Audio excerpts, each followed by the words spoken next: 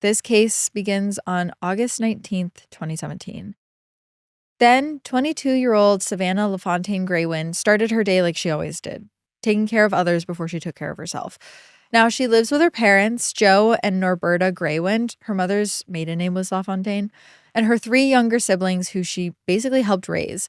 They all share this modest first-floor apartment on 9th Street North in Fargo, North Dakota. And the family is about to get a little bit bigger. Savanna is actually 8 months pregnant, but she has not really slowed down one bit.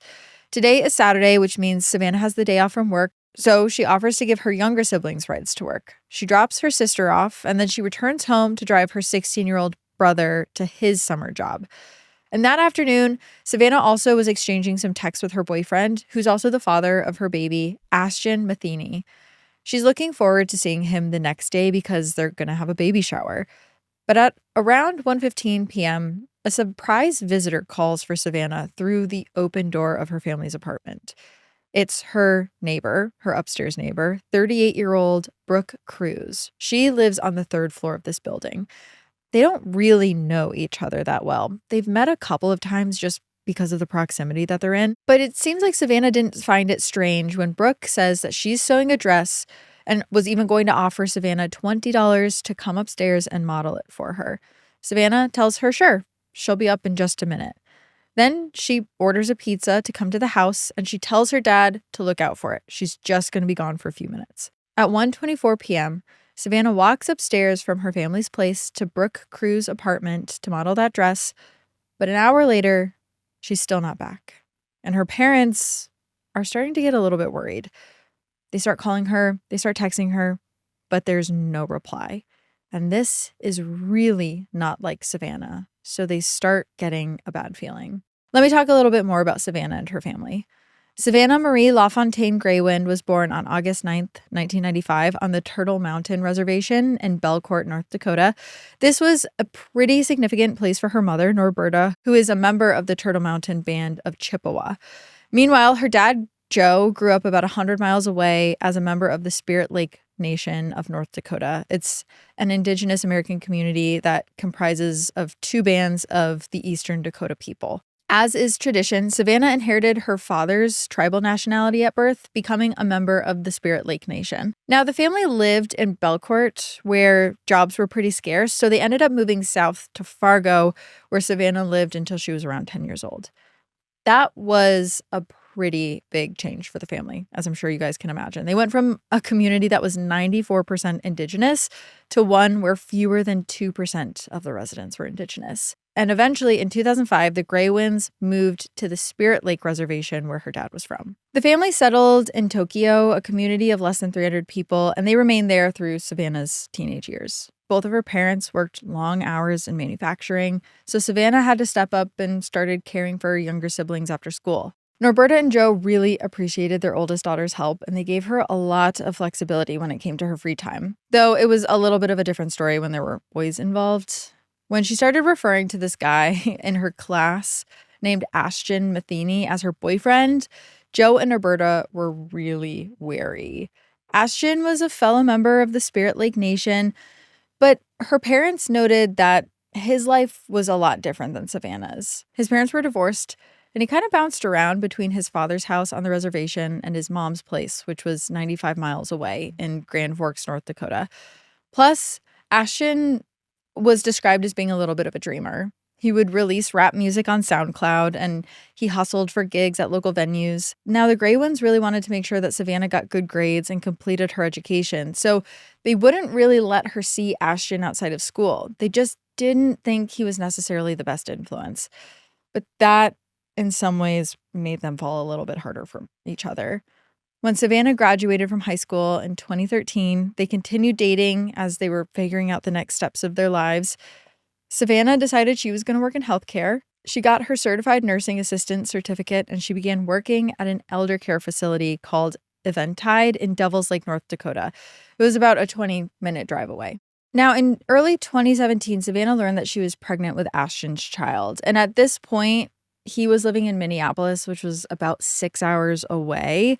But they knew that they wanted to figure out how they could raise this baby together. Even though they lived so far away from each other, he was trying to find a job in Fargo so that they could actually live together and raise this baby together. And finally, Savanna did find an apartment for them, and she paid the $700 deposit, and they set a move-in date for September 1st. Now, the two of them were going to have a big baby shower thrown by their parents on the 20th. And after that, it was just going to be 12 days until they moved in together and got ready to welcome their first child. And also, Ashton had one more plan, which he hadn't told anyone about yet. On their 7th anniversary, just before the baby's due date in September, he was going to propose to her. But unfortunately, life had other plans. And that brings us back to August 19th, 2017, when around 1:24 p.m., Savanna walked upstairs from her place to her neighbor Brooke Crew's apartment. Her parents after that didn't really hear from her. But sometime between 2:33 p.m. and 2:40 p.m., Savanna's mom, Norberta, sees Brooke, the upstairs neighbor's boyfriend, William Hain, arrive at the building. Savanna's dad, Joe, goes upstairs and he knocks on Brooke and William's door multiple times between 2:30 and 3:45 p.m. At first, Brooke tries to talk to him through the door. She says that she and Savanna aren't done with the modeling. But then he comes back a second time. And then Brooke says Savanna has actually already left the apartment.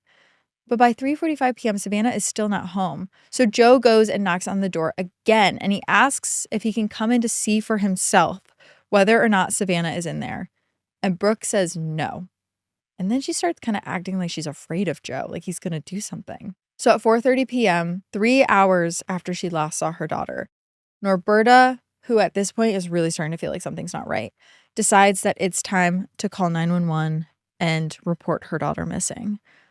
Norberta makes sure to tell them that Savanna is 8 months pregnant.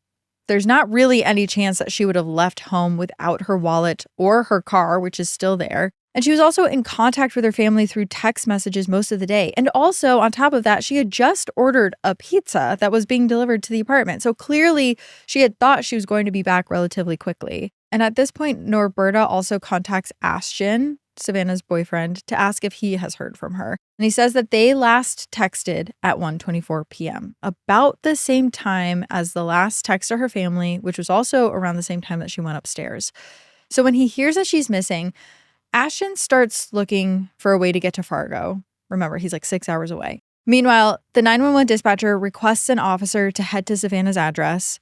The closest officer is this 30-year-old named Samuel Bowman. He's a 9-year veteran of the Fargo Police Department. And Officer Bowman shows up at around 4:37 p.m., but he doesn't go upstairs to apartment number 5, where Savanna vanished to.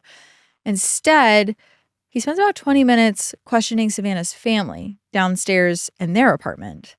He asks about problems at home, problems with her boyfriend that could have caused Savanna to run away. Joe tries to get Officer Bowman to focus on the two people to last see Savanna, their upstairs neighbors, Brooke and William. Joe says that he's always had a bad feeling about this couple. He even has told Savanna in the past to not go up there or interact with them. See, Joe is this pretty hardworking, straight-laced dad, and Brooke and William aren't actually much younger than Joe, but they reportedly smoke weed in their apartment. They get drunk a lot. They have very loud fights that everyone can hear in the apartment complex. They're both frequently unemployed, though recently it seems like William's been working as a roofer. But still, they're not the kind of people that Joe wants his young, pregnant daughter around. But Savanna figured she could just make a quick $20 and that would cover the pizza that she just ordered her family for lunch. So the Greywinds urge Officer Bowman to go upstairs and talk to Brooke and William. And finally, I mean, at this point, this is already botched. Yeah, but finally, I gave it a mark, you guys. At 5 p.m., Officer Bowman finally heads upstairs and asks for permission to search Brooke and William's apartment.